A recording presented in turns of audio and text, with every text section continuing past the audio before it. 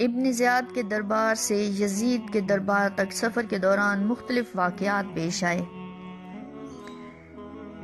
دوران سفر امام زین العابدین کی حالت۔ ابن زیاد نے بدبختوں کی ایک جماعت کے ساتھ دوسرے شہداء کے سروں کو اور اسیران اہل بیت کو یزید کے پاس اس حالت میں بھیجا کہ حضرت امام زین العابدین کے ہاتھ پاؤں اور گردن میں زنجیریں ڈال دی گئیں، جبکہ عورتوں کو اونٹوں کی ننگی پیٹھ پر بٹھایا گیا تھا۔ ابن زیاد نے اپنے سپاہیوں کو تاکید کر دی کہ وہ سروں کو نیزوں پر اٹھا کر لوگوں کو بتاتے ہوئے جائیں کہ یزید کی مخالفت کرنے والے اس انجام سے دوچار ہوتے ہیں، تاکہ لوگ ڈر کر مخالفت سے باز رہیں۔ ابن عفیف کی شہادت۔ ابن زیاد کی طرف سے اعلان ہوا کہ تمام لوگ جامع مسجد میں جمع ہو جائیں۔ جب لوگ جمع ہو گئے تو ابن زیاد منبر پر چڑھا اور اپنی فتح و کامرانی اور قتل حسین کے ذکر کے بعد کہا کہ حسین جماعت میں تفرقہ ڈال کے حکومت چھیننا چاہتے تھے۔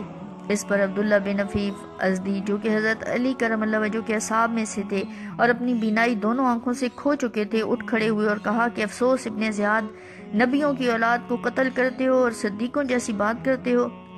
ابن زیاد کو اس پر طیش آیا اور اس کے حکم سے ان کو قتل کر کے سولی لٹکا دیا گیا، اور حضرت امام حسین کے سر مبارک کو نیزے پر نصب کر کے ابن زیاد کے حکم پر کوفے کی گلی کوچوں میں پھرایا گیا، اور زہیر بن قیس کے ہاتھ معززین کے ایک وفد کی صورت میں یزید کے پاس ایک گھوڑا سوار دستے کی نگرانی میں شام بھیج دیا گیا۔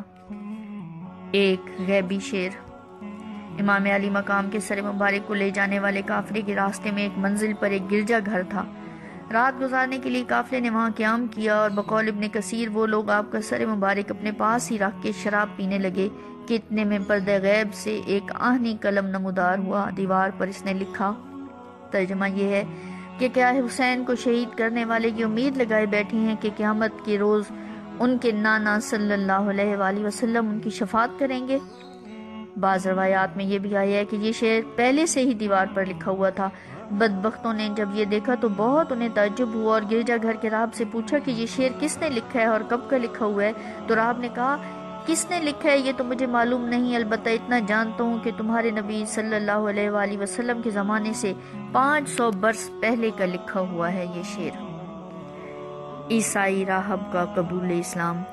جس گرجا میں یہ قافلہ ٹھہرا ہوا تھا، اس گرجا کے راہب نے جو شہیدوں کے سروں کو نیزوں پر اور چند عورتوں کو اسیری کی حالت میں دیکھا تو اس کے دل پر بڑا اثر ہوا۔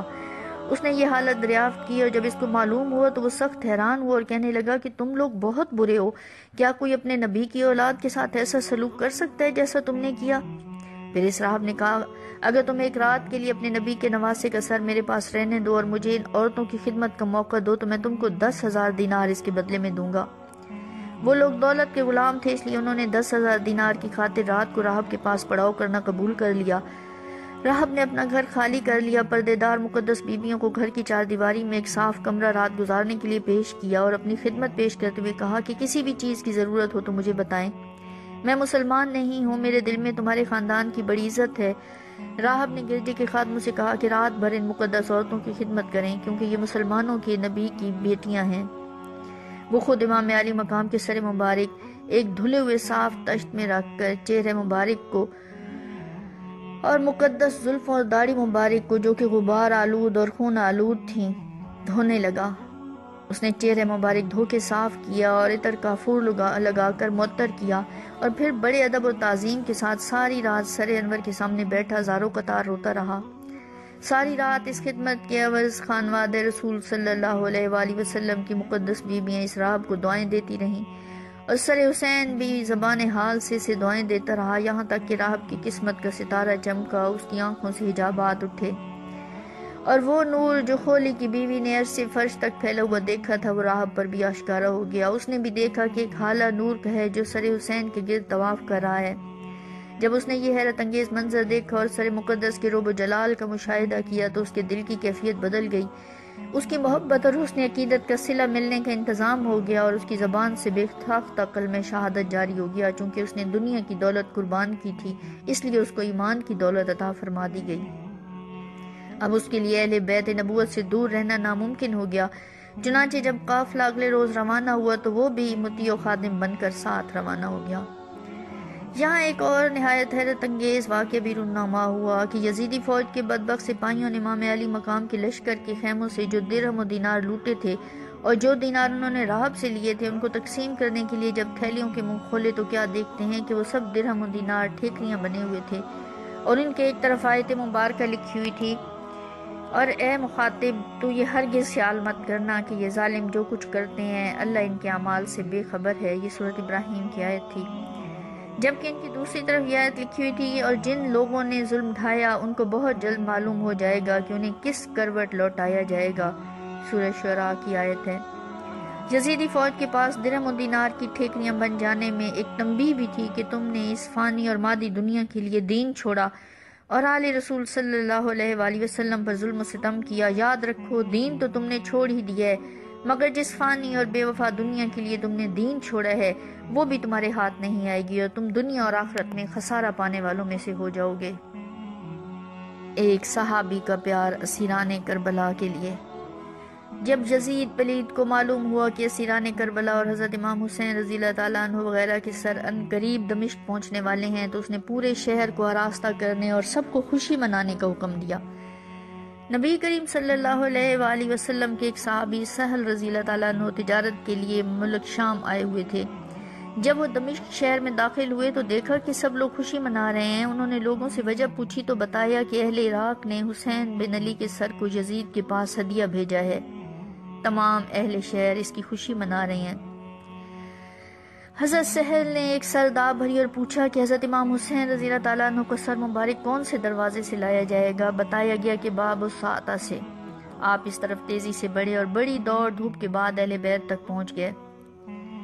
آپ نے دیکھا کہ ایک سر ہے جو رسول پاک صلی اللہ علیہ وآلہ وسلم کے سر سے بہت زیادہ مشابہ ہے اور وہی نیزے پر چڑھا رکھا ہے، جسے دیکھ کر آپ بے اختیار رو پڑے۔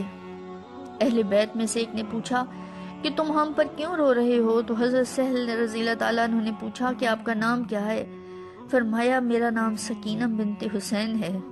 انہوں نے فرمایا اور میں آپ کے نانا جان نبی کریم صلی اللہ علیہ وآلہ وسلم کا صحابی ہوں، اگر میرے لائق کوئی خدمت ہو تو حکم فرمائیے۔ حضرت بی بی سکینہ نے فرمایا میرے والد کے سر انور کو سب سے آگے کرا دیجئے تاکہ لوگ ادھر متوجہ ہو جائیں اور ہم سے دور رہیں۔ حضرت سہل رضی اللہ تعالیٰ عنہ نے 400 درہم دے کر امام علی مقام کے سر مبارک کو آگے کرا دیا۔ حضرت بی بی سکینہ کے ساتھ ایک واقعہ۔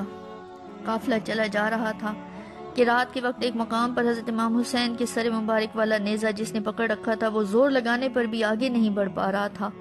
سب نے بہت زور لگایا پر کچھ نہ ہوا، تو سب کو خیال آیا کہ پوچھا جائے کہ ایسا کیوں ہو رہا ہے۔ جب پیچھے قافلے والوں سے پوچھا گیا تو آپ کی بیویوں کو خیال آیا کہ حضرت بی بی سکینہ کہاں ہیں، وہ موجود نہیں ہیں۔ ذرا فاصلے پر جا کر ڈھونڈا تو بی بی سکینہ کہیں رستے میں گر گئی تھیں پیچھے اور اپنے بابا جان کو پکار پکار کے رو رہی تھیں۔ انہیں اپنے ساتھ قافلے میں لایا گیا تو قافلہ چل پڑا اور امام حسین کے سر مبارک والا نیزہ بھی آرام سے آگے آگے چلنے لگا۔